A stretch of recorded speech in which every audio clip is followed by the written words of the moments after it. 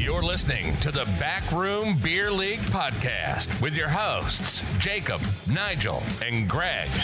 Bringing you your fantasy sports content recorded from the back room. To stay up to date, follow us at BRBL Podcast on Instagram, Facebook, and Twitter, and rate the podcast to show us your support.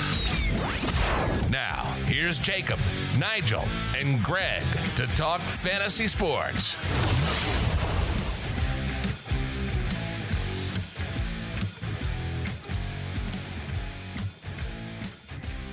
We're recording episode 17 on June 16th, 9 p.m. This week, we're going to change it up a little bit.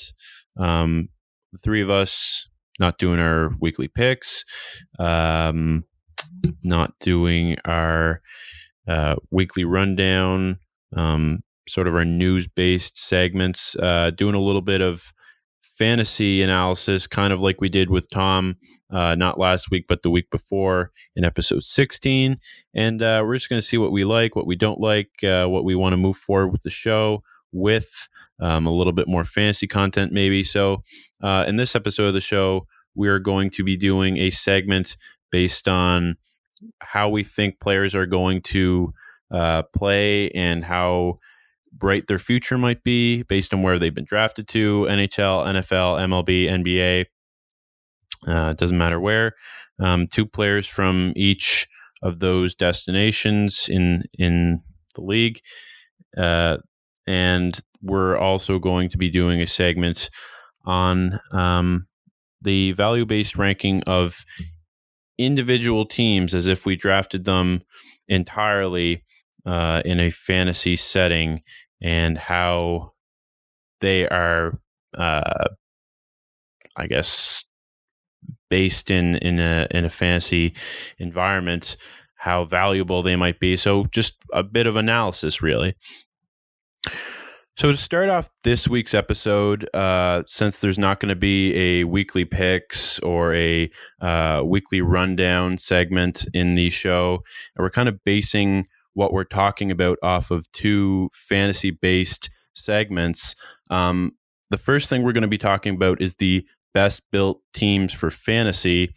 And I think if we are honest with ourselves, we've always thought about, what if I drafted my favorite team in this sport or that sport, and how would they do in a fantasy setting? I mean, I know you and I, Nige, cheer for the Yankees, and I didn't really include them on this list, but it would be interesting to actually draft an entire team of Yankees on a fantasy baseball roster. I actually pretty much do it myself in my fantasy baseball league. I have like pretty much every pitcher that's ever touched Yankee Stadium. But I've included teams from the NFL, the NHL, the NBA, and the MLB. So we have all sports in here. Very random teams. Some are easier to kind of grade on their value in fantasy than others. Some are really easy. Some are real hard. So the first team on this list is the Los Angeles Chargers. And I think Nigel should actually kind of take the lead on this, because you've been high on the Chargers. Honestly, after this offseason, like previous podcasts. High. And I think that'd be true. Defensively, you're sound. I think you're going to be one of the top defenses in the league. Defense on fantasy is such a shit show. And the Chargers are built to get you sacks, which get you points, turnovers, which get you points, not allow a lot of scores, they're a solid built defense. Wide receiver core, you've got guys like Keenan Allen, Mike Williams, who are going to come in, get you your points. Austin Eckler was the third best running back on fantasy last year. Now without Melvin Gordon to take snaps, should do better. Hunter Henry's coming back on a franchise tag prove-it deal, so he's going to have to play another good year. The only question comes is, will Tyrod Taylor or Justin Herbert be able to do the job? That's the only worry you have with that football team. Their O-line has improved with guys like Bulaga, and the trade for Trey Turner, and like their only weak spot is quarterback. Yeah. Yeah. I was going to point that out. I don't necessarily have a lot of faith in Tyrod. but I also think it's too early for Herbert to start right now. So that's where I find them a little fishy, but their defense is money. Yeah, I'd have to agree because Nigel, I think you picked up LA's defense last year, if I'm correct, in our fantasy football league. Is that right? I did not know because they kind of. Well, I didn't. Last year, you would have wanted to stay away because they were whole Maybe defense was on IR with Derwin James. Yeah, maybe I'm thinking of Melvin you talking Ingram. about this year so much Yeah, for maybe this. I might take a shot on the draft board, Adam. Yeah, I think their defense is definitely something to look at. I mean, we I can had look at the Keenan Allen QB last year. situation. We can look at the QB situation and kind of guesstimate how Tyrod Taylor is going to be. Because I'm looking at an article here, and it says the last time Taylor played close to a full season was with the Buffalo Bills in 2015-17, where he amassed 275, 270, and 222 points PPR while posting a 20-6 touchdown to interception ratio in 2015. Can he do worse than Phil Rivers? 17-6 touchdown to interception ratio in 2016, and 14-4 TD interception ratio in 2017. So he's 30 years old now. He's a 30-year-old QB. I don't know. It's kind of a mixed basket out there, really. You see, when I think of Tyrod Taylor, I think of like a generally like a mobile quarterback. And when you look at the offense, they're built to play around Phil Rivers. So I do have some hesitations on that end, but I think for future's sake, Herbert's set up for success. The only thing is Anthony Lynn has stated for a long time he's wanted a mobile quarterback. And you can say they're built for Phil Rivers, but, you've got your short route. You've got your good route runners for a mobile quarterback. And to be all honest, compared to Tyrod Taylor, that guy's never been handed a fair deal. His last season with Buffalo was a shit show because they were in the start of a rebuild. He was just kind of a fucking sheep on a coach's last stand. Yeah, and they're also really, really, like, ever since they lost Antonio Gates, they've been quite thin at tight end. So I think Hunter Henry should do really well. Yeah, though I understand Hunter Henry's insanely talented and stuff, but man, you got to play a year without getting hurt. That's his big. Like you just do. Like that's the franchise tag. Prove it deal, man. He's got to prove he's worth that contract he wants. Yeah, and everybody was talking about how Herbert might be a bit of a wild card going into the draft, before the draft, and now that he's in LA, we look at his stats. He threw for 32 touchdowns last season, and that's got some promise. I think we see a lot more playing time from Herbert than we think, just because what does LA really have to lose, almost? I don't know. Yeah, really. They have playoff potential this year. The team as a whole. They do. If they don't make the playoffs, I think they would consider it a disappointing season. Results. Yeah, I do think they have playoff potential, and I also think that even though they have playoff potential, I think they aren't necessarily afraid to start Herbert a lot, especially if it goes well in the first few starts for him. Well, like, listen, if you're a team like the Chargers or even the Dolphins who took chances, I wouldn't say they took chances on Tua, but to take those quarterbacks in the first round with top 10 picks, I mean, you must be willing to have some off games. You must be willing to have all of those growing pain moments in a sense, because you wouldn't have drafted them if you weren't. Yeah, and it's kind of like the opposite thing with Taylor. He's got some rushing capabilities, but with Herbert, he doesn't really have those rushing capabilities. So he's definitely a risk for fantasy, obviously, and he's definitely a player that you might take a risk on very late in the draft. But if that risk happens to pay off because he kind of comes out and blows the doors off the place in LA, hey, I mean, you just picked up a young stud QB making it work in the Chargers organization that nobody thought he could make it work, and he could be a surprise for some people. Yeah. And I think moving on to the next draft or the next destination, we are talking about the Boston Bruins in the NHL. Holy shit. What bad is there to say? Tuukka Rask is still playing as one of the top goalies in the league. That offense with Pasta, Bergeron, and the asshole Marchand is still going ape shit. The defense is solid. Like one of They're the the best best all-around team in hockey.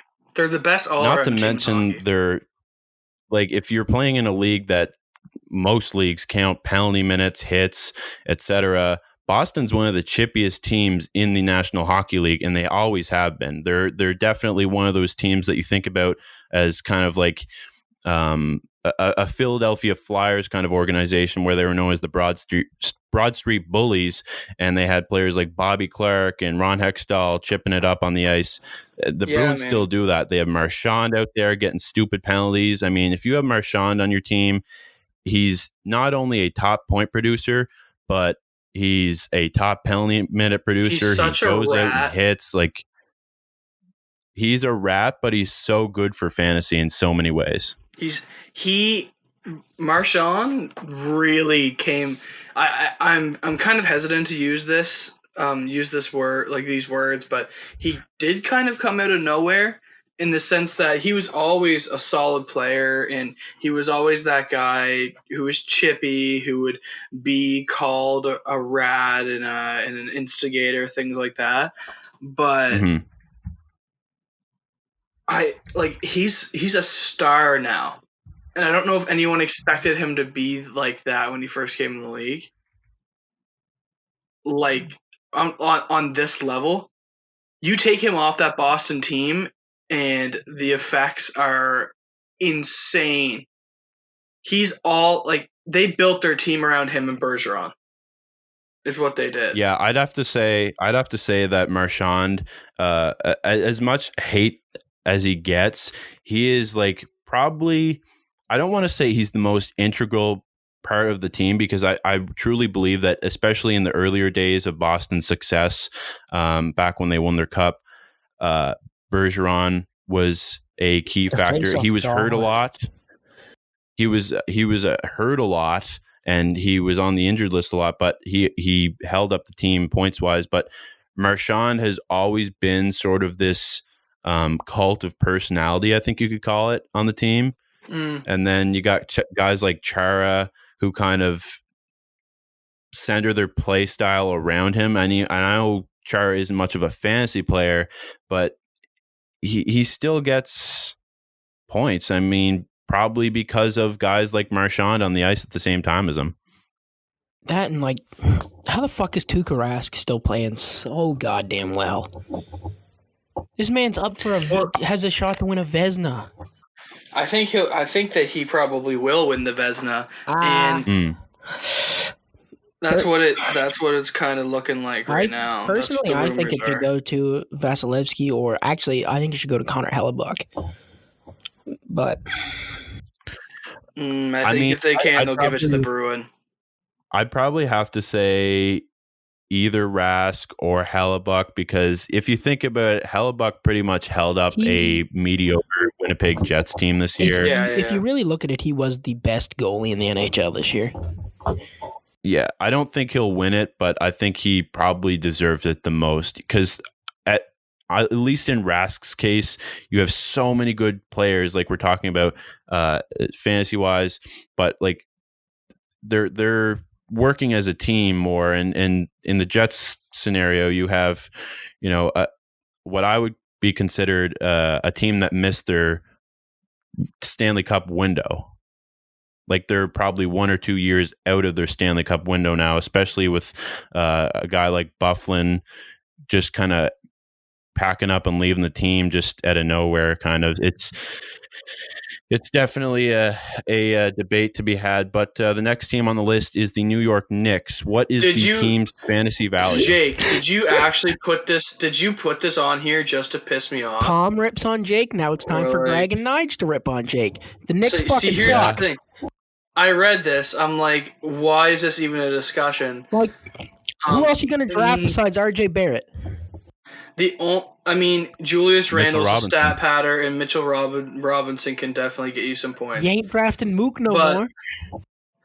But when you're talking team fantasy value, I mean, Jake, I got to be dead honest, and I'm not even saying this to shit on you any more than I already am or am planning to in the next 2 minutes. But like, they suck. They're so bad. They like they're probably one of the last teams that I would suggest doing this in the NBA. Their starting five, they have a bottom 5 point guard. The team is just straight ass. Like, I'd rather draft Spike Lee if he's allowed into the goddamn arena. Like, I completely agree with you, and I included this list. I included this team on the list because I knew you guys would shit on it.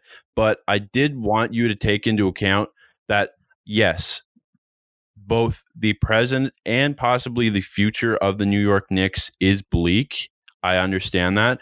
But if you think about it, and I'm not trying to like shamelessly defend the Knicks here, but looking at purely a fantasy standpoint and not trying to shamelessly defend the Knicks, you have Mitchell Robinson, right? You have RJ Barrett. These are two pieces on the team that are developing, and we already talked about Mitchell Robinson before in the fantasy pick segment. RJ Barrett's only going to get better should he receive proper development from the Knicks organization, and that remains to be seen. But if we do, and this is going to go into our other segment tonight, if we do get a player like LaMelo Ball in the draft, how does that affect our team fantasy value? I just want to have an honest conversation, and I know you're still going to shit on them. No. We'll have an honest conversation because my honesty is still shit. But the whole idea is, like, I look at your team roster, and I was in a fantasy basketball league this year. I've been in many in my life. I've been in a couple this year, actually. I look at your roster, Jake, and I see 2, maybe 3 players on the roster who even get drafted. I know. So to say that there's a chance that this is a prosperous team in fantasy for fantasy value, I don't think is true in any means. Mitchell Robinson's a fantasy stud. He's extremely underrated. And RJ Barrett is young, but he can provide you solid stuff off your fantasy bench. But you look at guys, like, you look at the roster and you see the only other one that's possible is Julius Randle to be drafted. But you look at your roster, Jake, and I'm like, Elfrid Payton, ass. Mo Harkless, ass. Taj Gibson, ass. Yeah. Frank Ntilikina, or whatever the fuck you call it, ass. Ntilikina, yeah. Well, the fact that, like, say that they're to get lucky and stick with the top 5 pick in the draft, right? And if LaMelo Ball's there, they'll probably take him and they'll play him at the point because Elfrid Payton's brutal. I'll be honest. I'll tickle your funny bone for a second here.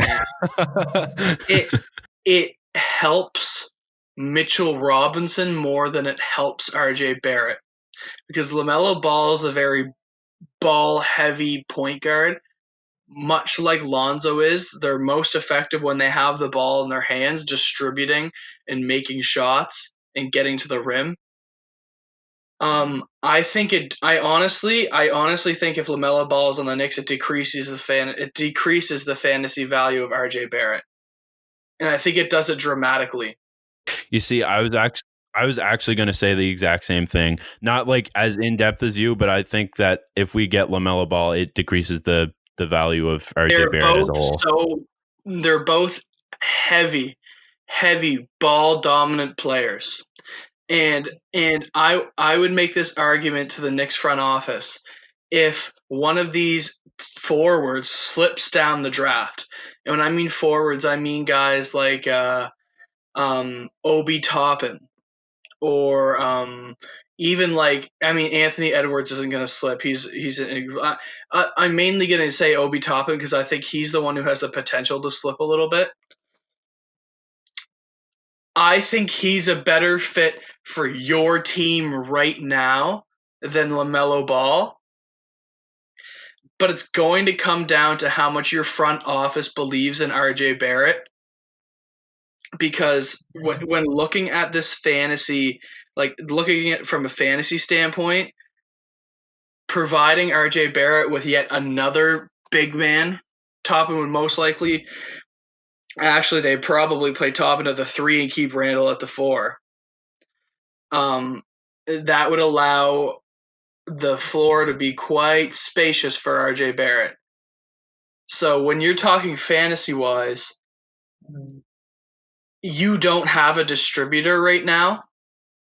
Which, if you're looking at the broad scheme of things, the team would benefit fantasy-wise more from LaMelo, but actual court and playing-wise and, like, the record, they would, in my opinion, benefit more from a guy like Obi Toppin.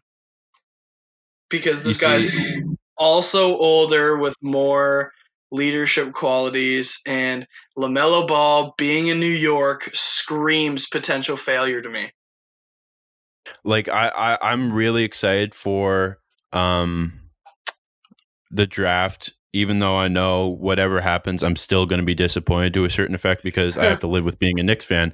But I want LaMelo, but I completely agree with your argument that if we do get another ball heavy guy in New York, and like you also said at the very end of your statement, LaMelo screams potential failure in New York City. Like, it's not a big market team that does well on a regular basis, but it is still a big market. You know what I mean? There's sold out shows for a shitty team, and if you get LaMelo Ball in New York City, that does scream bust, right? And I think you are right in saying that Obi Toppin would be better for our team success-wise, and LaMelo would be better for our team fantasy-wise. Everyone but RJ. Yes. And I also wanted to ask quickly before we move on to the next. I think we're actually going to move on to our other segment a bit quicker than I thought tonight. But I actually wanted to ask you very quickly, what do you think the coaching situation could do for New York's fantasy value if we get someone like Kenny Atkinson, or if we choose someone different? Kenny Atkinson didn't really know how to get the most out of the Brooklyn Nets when it came to the offensive side of the ball. Mm-hmm. And I worry about that with the Knicks as well. But you can make an argument for the other side. Sorry, you can make a case for the opposite side of that argument, in that RJ Barrett and LaMelo Ball, if he's there, are both natural scorers. They're going to get buckets, and they don't need plays drawn up, right? As they develop, Kenny Atkinson could be good for them. Kenny Atkinson gets hired to the Knicks, you're going to see Mitchell Robinson become an all-star. That's my belief. I think that having a coach with the temperament of Atkinson is going to make Robinson take the next step that he desperately needs to get into the limelight right now in his career. And I'm sure he feels the same way. Like, he's gonna make his bread. You know what I mean? Like, I think Robinson and Fizz did not mix at all. Not even a little bit. No, and I think that, like, you hate to blame the underrated quality of a player purely based on who was coaching him for the majority of last season, but I really think that if Mitchell Robinson had a better coach even playing in the Knicks organization, he would have been a way more highly regarded fantasy player because he would have played better, I think. In my opinion, in the game of basketball in general, when you're a team like the Knicks who has had such disappointment for the last 20 years, minus those couple solid ones with Melo and JR and crew, right? You're looking at it's just disappointing basketball of a team that used to be great. Mm-hmm. When you look at situations like this, you need a defensive-minded coach to not only provide you with more success. He may not be your savior. You may need to move on. I'm going to use this example. The Toronto Raptors were hot donkey garbage up until 2013. They hired Dwayne Casey, who is an extremely well-known defensive-minded head coach in the NBA. And the team starts to produce wins, and they make the playoffs, and then they make the playoffs for 6 straight years. But then Masai Ujiri goes, you know what? This has helped us, but we can't win with him. We need to go with an all-around coach like Nick Nurse. 1 year, win a championship. So what I'm trying to say is you need a defensive coach in today's offensive-minded NBA to create a foundation for success. I don't think you find that if you go and you find an offensive-minded coach. Like, I'll use Steve Kerr. If the Warriors decided they wanted to fire Steve Kerr, the likelihood of him finding success with any of the up-and-coming teams in the NBA is extremely low, in my opinion. Yeah, I mean, if Steve Kerr started coaching a different team tomorrow, he wouldn't fit anybody's system because he built his own system in Golden State, very exclusive to the actual team itself. If I'm the Knicks front office, I'm not signing anyone except a defensive-minded head coach. Because you need to build that mindset. You need to build that we're going to grind out games and we're going to build up our team before we start winning on a regular basis. Mm-hmm. And I think Atkinson can bring that, but it's also a large gamble. It's really large gamble, but I mean, you literally don't have anything to lose. You see, this is what I'm saying. We had a very wholesome conversation about the New York Knicks of all teams, as much as you doubted it. And you actually provided very good insight on the fantasy side of things. And Nigel, I think, has been dead silent for the past 5 minutes. So I think in the essence of time of this segment, and then we're going to move on to our prospects landing destination segment. I apologize to the fans for not letting them hear Nigel's perfect voice.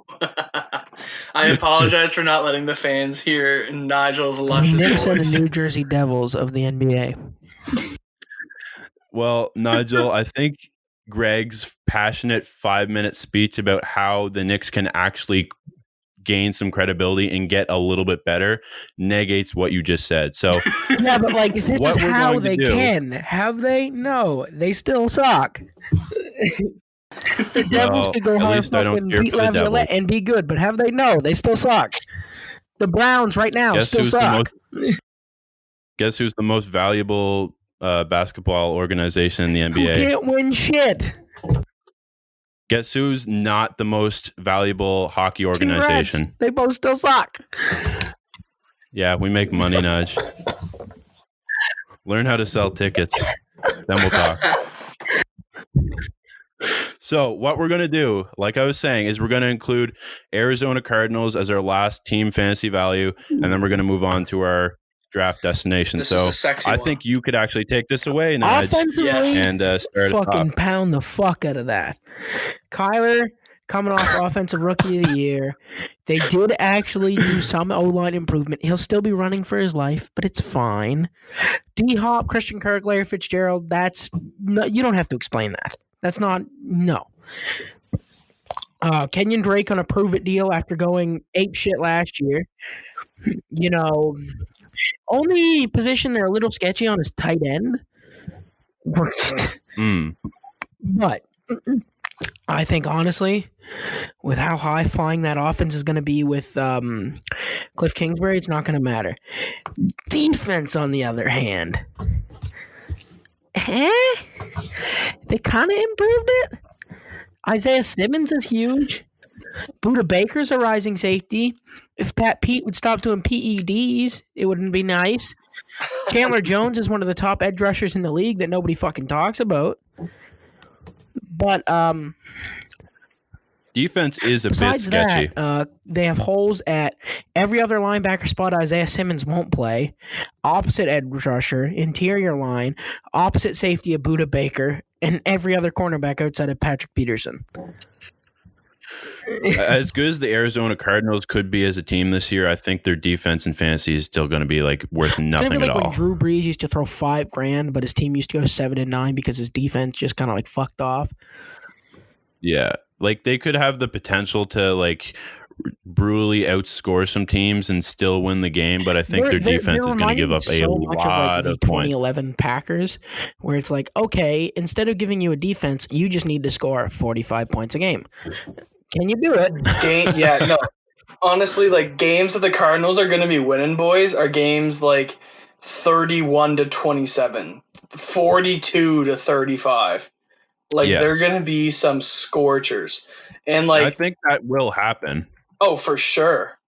Like I think they will be a good team that can and will do that this year. I just, like you're saying, I think their defense is going to be like they worthless in some fantasy. defensive tackle, and like Isaiah Simmons will be huge. That is like the fact that he fell to them was nuts. I know they needed O-line, but like that's another like we were taught like we've talked about it, like the CD Lamb pick and all those other picks where it's like it might not be a position of need, but when value falls to you like that, you can't. Like Isaiah Simmons can play safety, but he can also play coverage linebacker, but he can also run stuff, but he can also rush the passer. Like I don't understand. People have undervalued how huge that pick was. So though their defense will kind of stink, someone like Isaiah Simmons will be able to do a lot. I think they draft tight end and linebacker next year for sure. And they're try to get a lot of value for Pat Pete and draft corner. They could. There are some desperate teams that will push for a corner. They'd be smart. There are some definite holes in Arizona, but their offense is going to be insane fantasy-wise. If your offense is putting like 20 points at wide receiver, 20 points at running back, 20 points at quarterback, your defense could only have you like 2 or 3 points, and you'd probably still win. Yeah, I think Kyler Murray is going to I think he's going to be a top QB draft this year. Rushing QBs are so big in fantasy, and Kyler's ability to rush, money. I mean, the fact that he was pretty decent for most of the year last year, and they've only upgraded their offense to become like a machine. And we keep saying this time and time and time again, like Kenyon Drake is going to be a good player on that team. He was given such a shit hand in Miami, but when he literally came to Arizona, like whenever I see him, I bring up the game. Kyler goes down against Seattle. They're down like 2 scores against Seattle. Kenyon Drake single-handedly wins them that game because Brett Hundley ain't going to do it. I watched Brett Hundley play a lot of games in Green Bay when Aaron Rodgers' collarbone went out his asshole. He barely beat the year the Browns went 0-16. It took overtime for Brett Hundley to beat them. He was not going to win you that football game. Kenyon Drake went off. No. He went off his first game against the Niners. He's a receiving threat, too, and nobody talks about it. Yeah, I think that's pretty accurate talk for the Cardinals. And our other segment this week, switching things up, is we're going to talk about the best landing spots available for players that haven't been drafted yet. And then we're also going to talk about players that have been drafted and how we think their team that they got drafted to is going to affect their fantasy value going forward. Starting with hockey, we're going to talk a little bit about Alexis Lafreniere, who is pretty much by and large expected to go first overall in everybody's book. If you don't draft him first overall, fucking sell your team. Relocate. Pretty much. I mean, as of right now, he's expected to go to Detroit.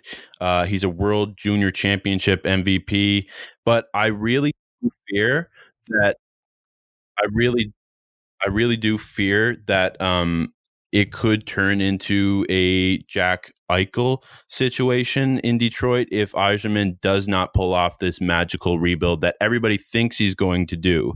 And that could very well hurt Lafreniere's fantasy value if you draft him in, like, say, a dynasty league, and you're expecting, like, oh, okay, well, they're going to be a very, very good team in the future because I'm expecting this big Yzerman rebuild. They're only going to be a cup contender in maybe 3 or 4 years if they play their cards right. And like, I just think there's a lot of potential for things to blow up there and Lafreniere to be kind of left hanging out to dry. Hockey's so interesting too because there's no guarantee he starts instantly. And if he does, 18-year-olds rarely come into the league and light it up. I'm pretty sure overall pick. there's a rule where you're not allowed to play in the AHL if that's why Kakko and Hughes stayed. Yeah, so he's either going to be playing on in the NHL or back with Rimouski, which won't happen. Connor McDavid. Even Connor McDavid, his first year, he got injured, but he wasn't the best player in the NHL that we know now. It's a big jump. But he was still a stud. He'll play from day one because, first of all, the Detroit Red Wings sucked ass last year. True. And they're going to want to sell tickets, right? So they're going to want someone point total ever.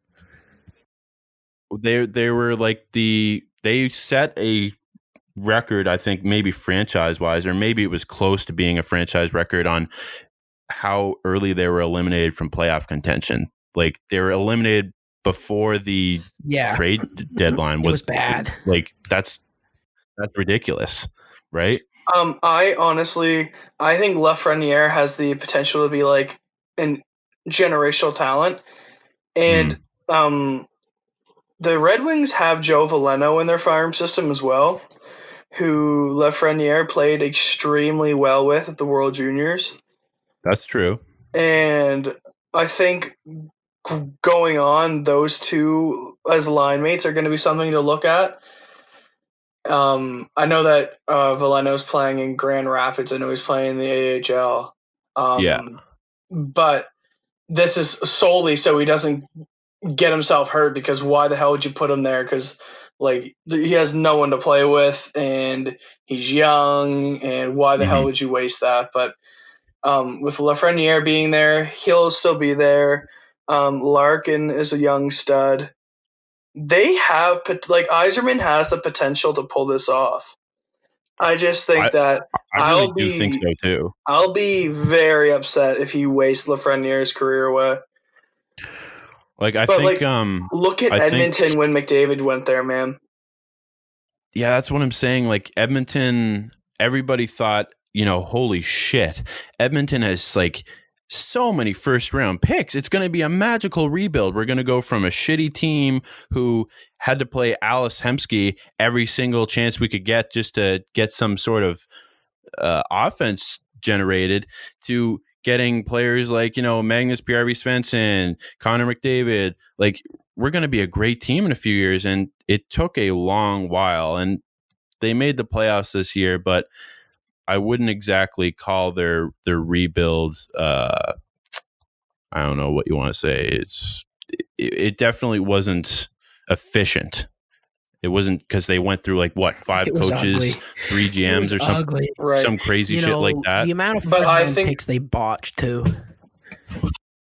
That is true. The way that McDavid turned around the franchise by himself, essentially, I think Lafreniere has the ability to do that as well. He's not going to be good as McDavid, don't get me wrong, but he does have the ability and the potential to turn that entire franchise around with help.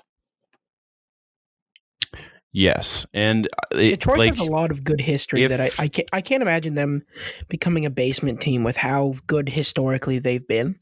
It just doesn't seem to make sense. Mm-hmm. I mean, if Ottawa did get the first round pick theoretically, I think it would be a way better landing spot. Ottawa's just Ottawa. If there's a team to fuck it up, no. No, but like I get that, Nige, and we talked last like the whole reason we didn't release last week's podcast was because we just didn't think it was interesting enough. But on there we talked about how their owner was such a prick and how they've had such shitty luck as a franchise with dealing with problems within. But they actually have a decent team. They're actually surprisingly good this year. I mean, they have Kachuk, Pajot, Duclair, Shabbat, Brown, like to the Islanders. I guess you're right. Yeah, he's on the Islanders now, but they still have a good core there, and the fact that they have 2 first-round picks, no matter how you slice it, it's a better landing spot than the Red Wings, and that's you can't even really debate that. Wasted Daniel Alfredson, Jason Spezza, Danny Heatley, like a solid roster, and just shit themselves. Yeah, you can make that argument, but I still wouldn't say that team, in its prime, I don't think that the future team of the Senators. It's just so like the Senators to fuck it up. I don't think they could beat the future team of the Senators. Them to fuck it up. Like if both of these first round picks hit and they have everyone I listed except Pajot, then you're looking at a very, very young team in Ottawa that is very competitive right out of the gate, in my opinion, because they were surprisingly good this year, even though their record doesn't show for it. They beat some good teams, and nobody expected them to beat good teams. I mean, it takes me to our next player on the list, which is Quentin Byfield, which a lot of people think he's going to go second overall to the Senators. It's a very slim chance that he drops to someone like LA at number 4, because a lot of people think Detroit's going to get first pick, Ottawa's going to get 2, 3, LA is going to get 4. Maybe things do shake it up. Like in baseball, Austin Martin fell to the Blue Jays. Nobody really thought he would, but maybe he does fall to LA. I don't think he's going to, but if he went to LA, it would be, again, worse than the Senators. The only thing I could see is if Ottawa gets horny for a defenseman and goes for a guy like Jamie Drysdale. Yes. Yeah, I could see that. Like, and there have been analysts that have looked at this a few times recently, since the draft is supposed to be coming up soon, relatively soon. They do kind of have some outside predictions that Byfield could go somewhere other than Ottawa. LA is the next team in line, as it kind of stands with the draft lottery odds, the most likely. And if he went to LA, he'd have nobody to play with. I mean, if you get traded to LA right now, their farm system is stupid.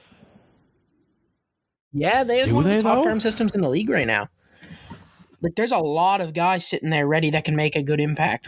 It's going to be a few years, but their farm system right now is farm system and AHL system is set up fucking gold. I think Byfield hopes he gets drafted to Ottawa. There's no way Ottawa comes out of this without Quentin Byfield or Alexis Lafreniere with 2 of the top 3 picks for lottery. Not a chance. 0. They're going to get one of them for sure. I think they're definitely going to get Byfield. I honestly think they'd be better off to take 2 and 3 and go Quentin Byfield, and Jamie Drysdale. I think that would be their best option, and let Lafreniere go somewhere else. I think fantasy-wise, it would be the best thing for both of them, Lafreniere and Byfield, to go to Ottawa, but obviously that's not going to probably happen. Could, technically, but I don't think it's going to. Red Wings are pretty much the front runner, hands down, for Lafreniere at number 1. Definitely could hurt his fantasy value going forward, but in a couple of years, if Yzerman does pull off this magical rebuild, and they've had good draft picks in the past, like you were saying, Greg, that can work with Lafreniere from the start to make a difference. Do first overall picks end up being the best fantasy players? Not really, not always, but you never know. moving on to the sport of baseball, though, the first overall pick in the MLB draft, I was watching the draft myself with my father, and Alex Torkelson, who was hands down widely regarded as the best player in the draft, went to the Detroit Tigers. And as much as we like to call it a factory of sadness, because it is, it actually is looking up in Detroit for the baseball club, because as of right now, according to Bleacher Report, which I don't really give that much credit to, but it's not just Bleacher Report. I got this standing from Bleacher Report, but it's said in other places too, that they have the 6th best farm system in the league, and that is, I could actually almost grade it higher, maybe 5. They have right-handed pitcher Casey Mize, third base Spencer Torkelson. They have right-handed pitcher Matt Manning, outfielder Riley Green, and left-handed pitcher Tariq Skubal. They have a lot of stud power in the farm system, and in a few years, Alex Torkelson could be playing on a very good team. Especially for him, is in baseball, outside of pitcher, you are far less reliant on other people. Like, yeah, pitching staff needs good fielders to prevent hits and all those, but third base, you are like the support from other players to get your fantasy value has like far less. Like, because you got to hit the ball, you got to make the play, throw the, like, outside of pitching for baseball, it's a lot of like individuals. So I think he makes a good impact whether the team sucks or not. And the thing with baseball too is that it's like with an outfielder or a third baseman, whatever it may be, if he's a fielder, it's purely, unless you play in a really, really specific league with like very modified stat counting, with like putouts and stuff, it's purely based on offensive talent. So you might have the worst fielder in history, someone like a Clint Frazier type, who can't catch a ball if his life depended on it. There. But if he can hit 50 home runs in a season, it's not really going to matter. So the fielding obviously isn't important really for Alex Torkelson, only in the sense that it will keep him in the league for an extended period of time, and I don't think there's any worry whatsoever about it. But Detroit, as I understand it, isn't too bad of a hitting park, and obviously you could be in better parks to hit in as a young player trying to make it in the MLB. I mean, we cheer for a team that has a great hitting park. Everybody calls the Yankee Stadium the home of the short porch. That's because it's easy to hit balls out in deep right field. But I mean, Detroit isn't a bad hitting park, and I think you can make a difference there. Do you have anything to say, Greg? The Tigers, like, I hope this works for them. Like, it's getting to the point where I feel bad. Like, they're so bad, and there seems like you're saying that they, like, Bleacher Report had them at like the 6th best, the pros, like their farm systems and stuff like that. But like, you gotta bring something to the city of Detroit, right? I mean, yeah. Like we were talking about Lafreniere earlier, but like Torkelson, like, don't mess this up, dude. Please, like, this is coming from like someone who's worried about the well-being of Detroit. And like provide them with something. I mean, if you're in the Tigers front office, you're really just kind of looking for a spark plug of some sorts. And I think, like, again, I wasn't really looking into the MLB draft much, but hearing scouts talk about Torkelson, he seems like a guy who could probably do it. Yeah, and like I'm looking at the rankings here, and the park itself in Detroit is actually a much better ballpark to hit in than I actually even anticipated, because everybody regards Coors Field in Colorado as the best hitting park in the league. But apparently, according to these rankings, again, I don't know why I keep going to them, going back to the barrel of Bleacher Report, but they say the Detroit Tigers are the third best park to hit in as a fielder in the big league. So could definitely help them. Moving on to your team, though, Greg, you got a prospect that was never expected to go to you. Austin Martin falls to you, and he's expected to play pretty much just about everything. It sounds like center field he could play, third base he could play everywhere technically, and he's going to be a good addition to your batting lineup.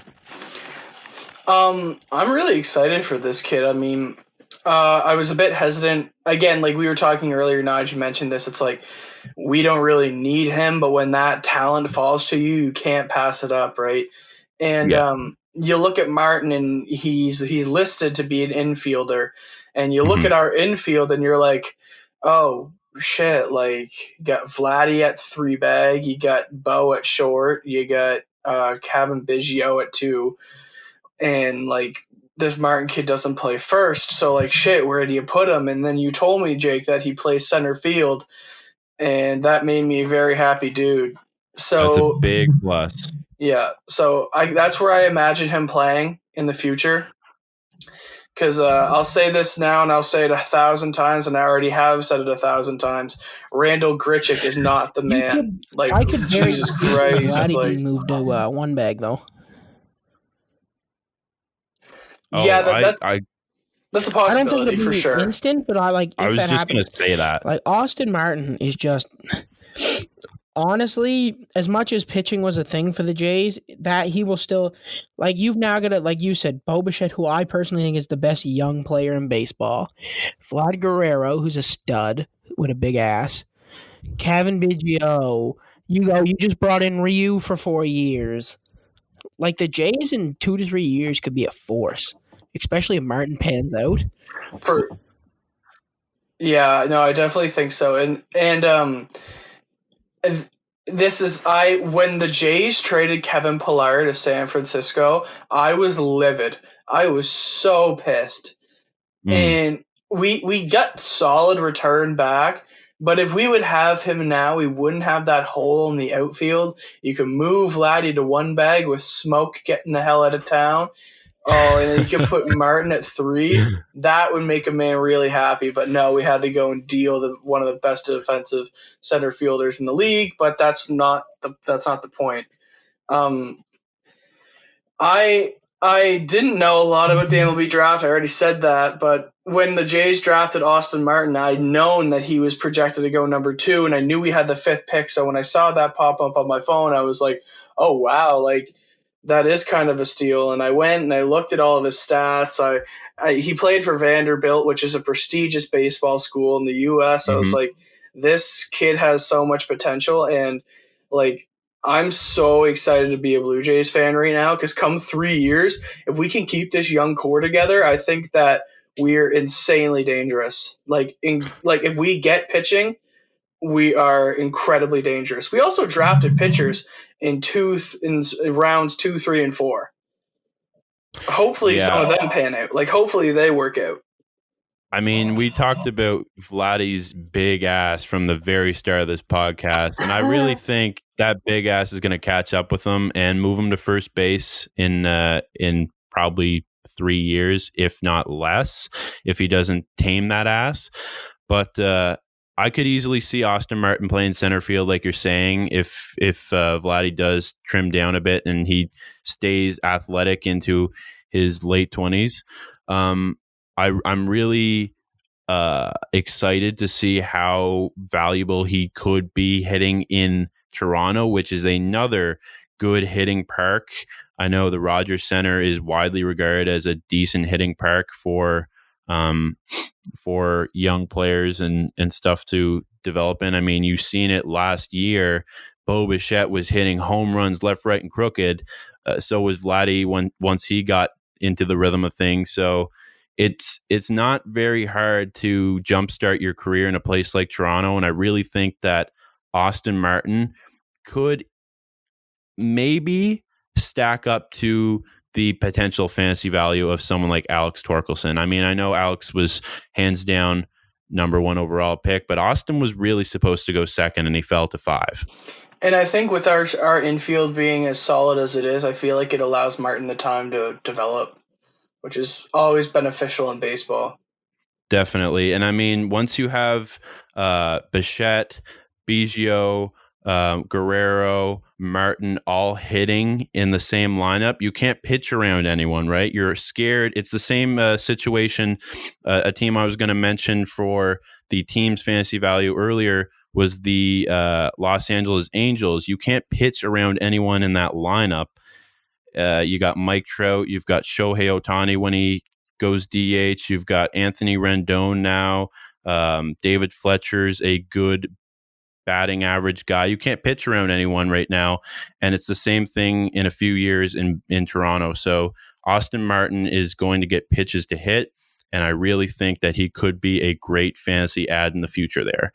And moving on to the sport of football, I think we're going to do these two guys together because they were probably the most talked about in the NFL draft, and they're both QBs. Tua Tagovailoa goes to the Miami Dolphins. Joe Burrow goes to the Cincinnati Bengals. How do you think these two teams affect their fantasy value respectively, and how do you think they could look next season? I know Tua is probably not expected to start, obviously, because he's had an injury history, but what do you guys think?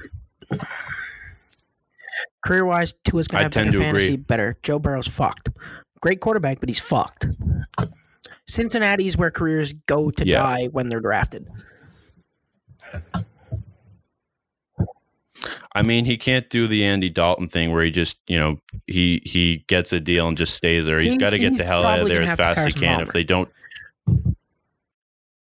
he's gonna have to pretty much self-sabotage himself, get out of there, and hope it works out somewhere. Just looked at the front office and said, he pulled a Patrick Waugh and said, "I will not play another game for you. Trade me or do whatever the fuck you want."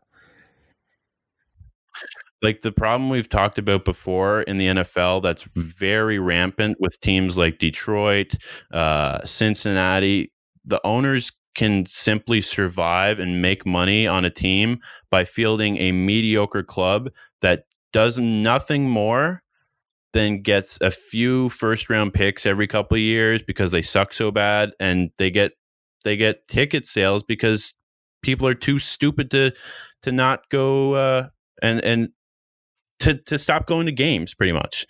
I mean, what is there to do if you're a football fan in Cincinnati? You just go stop seeing the Bengals because they suck? No. I mean, if you're a passionate fan, you're still going to go watch them. If you're in Cincinnati, why the fuck don't you just go the short trip to Cleveland? I know the Browns suck, but they suck less. Hell, Pittsburgh's not that far. Go watch the fucking Steelers. It's a weird history, though, Nige, because the whole story behind Cincinnati and Cleveland, I'm pretty sure, is that they pushed the original owner of the Cleveland Browns, the guy it's named after, the Browns, out of the organization. He goes and makes a team in Cincinnati, and they just don't share the fans. Thing is the reason why Cincinnati doesn't get ticket sales is because their stadium's fucking awful. Their team's awful. The only good thing about that thing is AJ Green, and even then, he's like fucking old as shit now.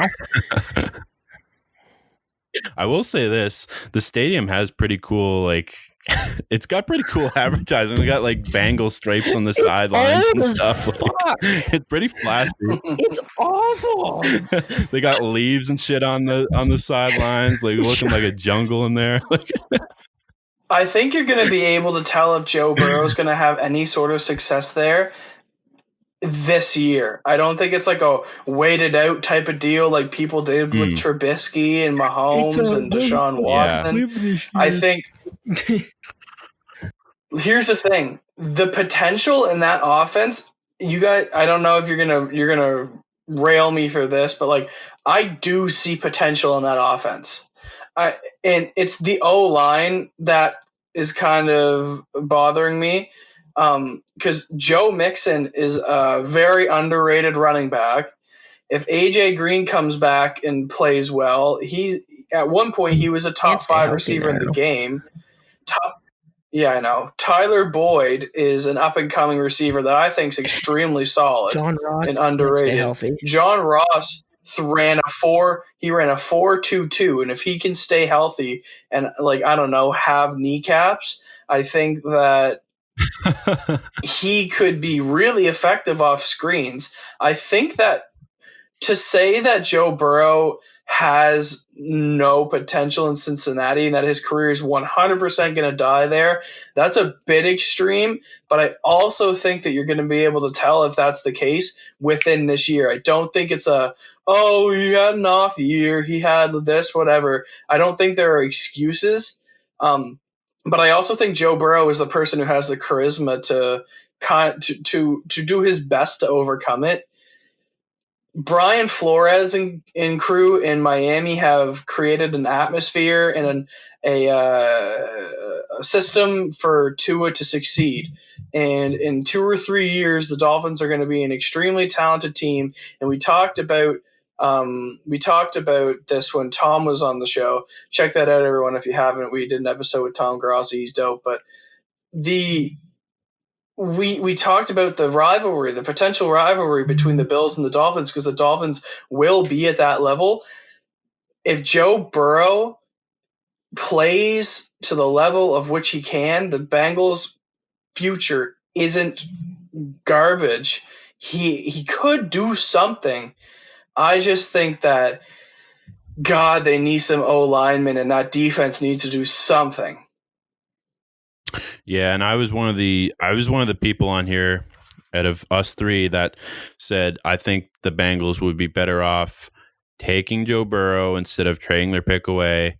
And I still think that, and I think Joe Burrow has the charisma, like you said, to overcome maybe not having the best system walking into it.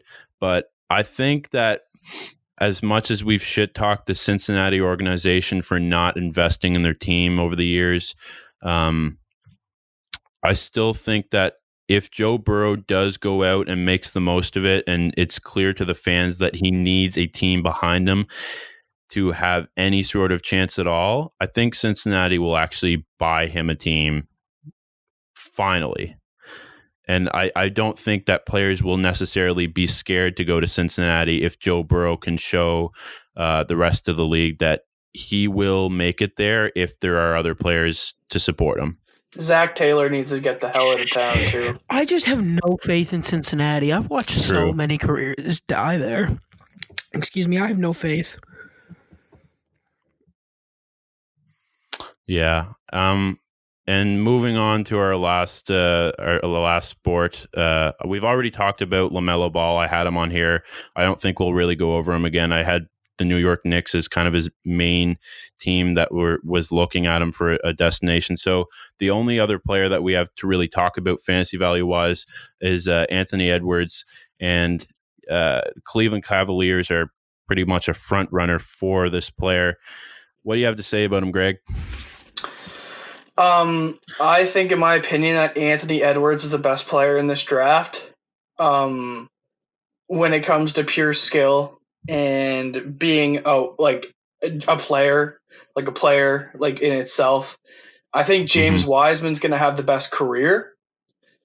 Anthony Edwards, when I think of potential landing spots for him, I would love to see him in a Cavaliers jersey.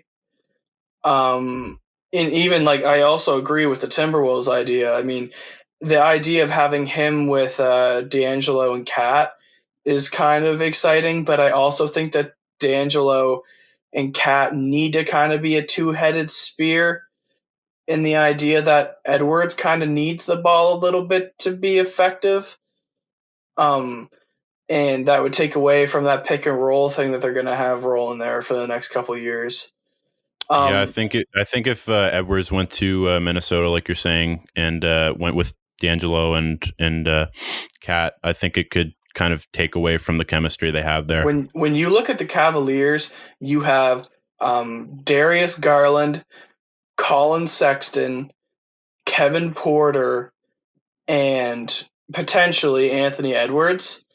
And Sexton's recently moved to the shooting guard, so you have Garland But then you have Sexton and Edwards who could play the shooting guard, and then you also have Porter who could play the shooting guard and small forward. So you have a great young core, but you have a couple too many wing players. I think in a perfect world, because the Cavs have Andre Drummond, everyone forgets about that. Mm-hmm. Yes, exactly. I love Andre Drummond. Yeah, the Cavs need to realize that Kevin Love won't be there anymore, and they gotta. In my opinion, the Cavs 100% take Anthony Edwards if he goes there. And fantasy wise, I think that's the most beneficial fantasy wise. But for him to have the best career for himself, not for us jackasses who like to judge him just because of I think Minnesota might be the best place because he could form that triple-headed monster with the D'Lo and Cat because they have so many young wing pieces in Cleveland. I think if I'm Cleveland, I take Obi Toppin, but I know that they'll take Anthony Edwards. Yeah, I pretty much agree with every single thing you said because I think career-wise, probably safer to go to Minnesota. They have a very bright future ahead of them with the draft picks they have with D'Angelo and Cat. Like Cavs, definitely probably the best fantasy place for him because he's pretty much the lone soldier there with Drummond.